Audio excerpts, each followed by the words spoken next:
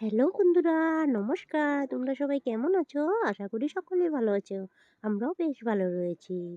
সবাইকে শুভ সকাল। সকাল সকাল যত কাজকর্ম ছিল সবটাই সেরে নিয়েছি। আশেপাশে যত কাজ ছিল সবটাই সেরে নিয়েছি।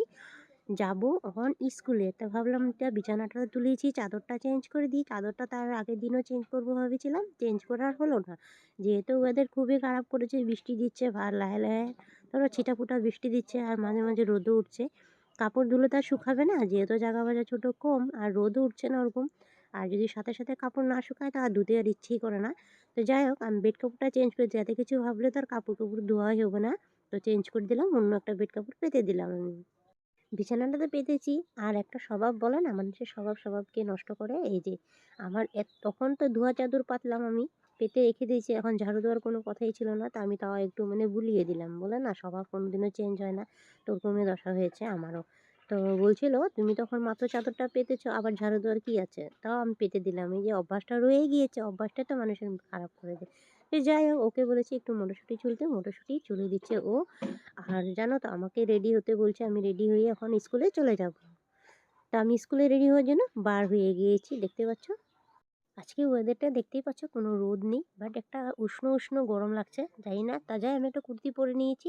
এখানে অনেকটা পায়রা, স্কুলে আমি পেয়ে গিয়েছি, দেখে ও ছুটি হয়েছিল বসে আছিল। তো ওকে নিয়ে রওনা হয়ে গেলাম, দেখতে পাচ্ছ। আর স্টেশনে আমাদের এখানে আমাদের কোনো জায়গা ওরকম নেই, যে তো স্টেশন দিয়ে আমরা আওয়া যাওয়া করি ট্রেনের তল দিয়ে, ট্রেনের তল দিয়ে। তো যাই হোক, ঘর পেয়ে গিয়েছি। ঘরে এসে এই যে মরিচগুলা একটু রোদে দিয়ে দিয়েছে, যেহেতু ঘেমে আছিল। এটা আমাদের বাসায় একটা গোলাপ ফুল ফুটেছিল, একটু শেয়ার করে দিলাম। তো বগরিগুলো এনেছিলাম। তো গত তার আগের দিনে এনেছিলাম ওগুলি। তো ভাবলাম না, একটু রোদে দিয়ে দিই, একটু ঘামা ঘামা ছিল, তো একটু রোদে দিয়ে দিলাম। স্কুল থেকে এসেও আমাদের সংসারে কাজ করতে হবে, উপায় নেই। অনেকে আছে তার আগেই কামটা শেষ করে দেয় স্কুল যাওয়ার আগে, বাট আমার হয় না ওরকম, জানি না কিসের জন্য। হয়তো অফ ক্যামেরায় কাজ করলে পটাপট হয়, অন ক্যামেরায় কাজ করলে একটু দেরি হয়। আর অফ ক্যামেরায় কাজ করলে কি জলদি হয়ে যায় আর কি। তো যাই হোক, স্যান্ডেলটা খুলে রেখেছিলাম, আর প্রচণ্ড গরম লাগছিলো এসে স্কুল থেকে, তো খুলে রেখেছিলাম। মাটির ঘরতে একটু পাটা ঠান্ডা লাগলে আরাম লাগে আর কি।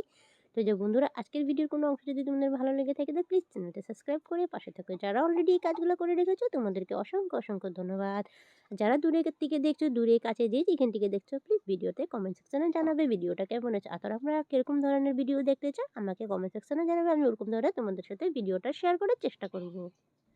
এটাও একটা কাম বলতে পারো। আমি ইউটিউবে সাকসেস হবো কি জানি না, বাট একটা নেশা হয়ে গেছে ভিডিও করার এখন আমার। এটাও আমি আমার সংসারের কাজের মধ্যে ধরে নিই, এটাও আমার একটা সংসারের কাজই বলতে পারো। আমরা প্রতিটা গৃহিণীর সংসারের কাজের ফাঁকে ফাঁকে একটু নিজেকেও পরিবর্তন করার চেষ্টা করি ইউটিউবের মতো। আর ইউটিউবে একটা কাজের মতনই ধরতে গেলে সংসারের কাজ। তো যাই হোক, এতটা কথা বলে ফেললাম। উঠানটা ঝাড়ু দিতে এসেছি, উঠানটাও ঝাড়ু দিতে সময় লাগবে না, যেহেতু রামরাজার উঠান না, পটাপট হয়ে যাবে তার জন্য। আর এখানে প্রত্যেকটা জাবরা এখানটার মধ্যে রেখে দিই, যেহেতু জাবরার গাড়ি দুধের দিন ধরে আসছে না।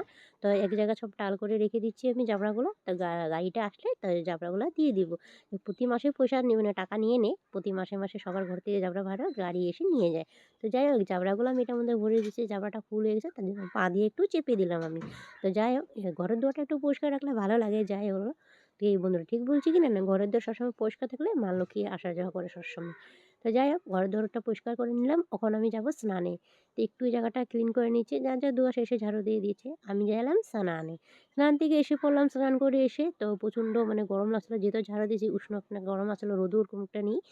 তো স্নান করে এসে আমি এখন একটু শরীরের মধ্যে স্কিন কেয়ার করে নিচ্ছি। এখানে লোশনটা মেখে নিচ্ছি। তো কবে থেকেই আমি লোশনটা এনেছি, মাখা আর হয় না।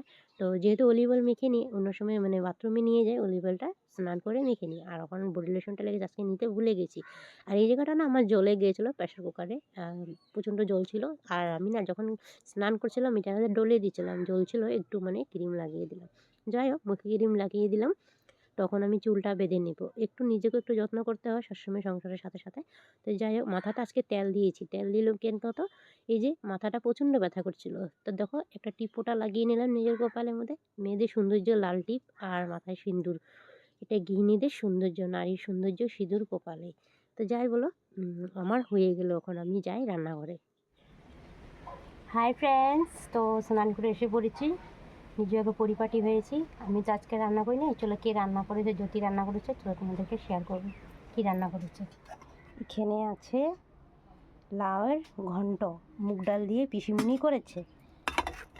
আর এটাতে আছে শিম আলু ভাজা করেছে ও।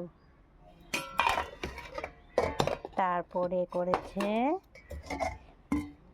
মটরশুঁটি আলু দিয়ে তরকারি, আর এখানে ডাল। তাহলে আজকের ভিডিওটা কেমন হয়েছে কমেন্ট সেকশনে জানাবে। আজকের মধ্যে এখান থেকে বিদায় নিচ্ছি, পরবর্তীকালে আরেকটা ভিডিও নিয়ে চলে আসবো। ততক্ষণ হলে সবাইকে tata, bye bye, thanks for watching. তো চলো ওই ঘরে গিয়ে ভাতটা বসাবো, আর একটু পরে খেতে বসবো, 2টা বাজবো, ভিডিও আপলোড দিতে হবে।